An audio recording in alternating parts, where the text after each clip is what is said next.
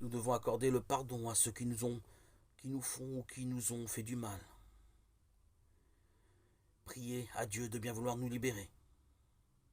S'abandonner à la volonté divine. Il faut bien savoir que le Seigneur désire notre délivrance encore bien plus que nous.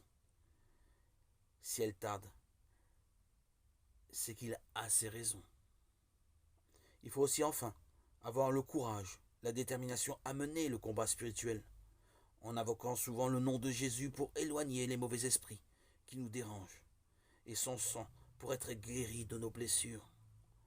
On aimera répéter inlassablement cette puissante invocation.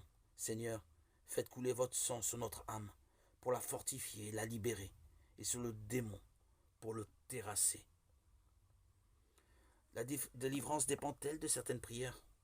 Croire que des prières peuvent par elles-mêmes être plus ou moins fortes est un raisonnement qui relève de la superstition.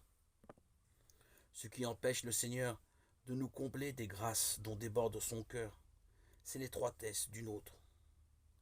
Il faut bien comprendre que l'effet premier de la prière n'est pas de lui faire violence et d'obtenir ce dont nous avons besoin. Il le sait mieux que nous, mais d'ouvrir notre cœur, de le transformer et de le disposer à recevoir les grâces que de toute éternité Dieu a décidé de nous donner.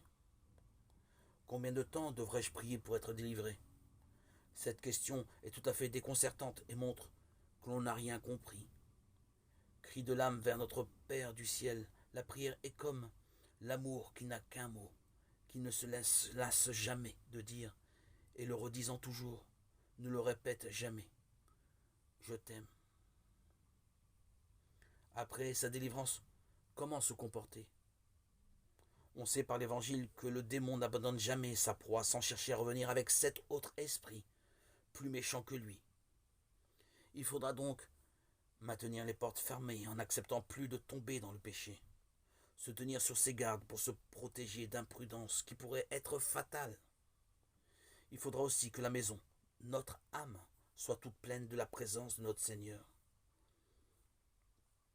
Il est très clair que si Jésus est dans notre cœur, dans notre vie, toute la place qui leur est due, les démons ne pourront jamais plus rentrer chez nous. Comment se conserver dans l'intimité de notre Seigneur? Pratiquer l'exercice de la présence de Dieu. Aimer le silence, entrer souvent en soi-même pour y retrouver Jésus. Lui dire que nous l'aimons, que nous voulons l'aimer davantage. Prendre un soin particulier de nos actions de grâce.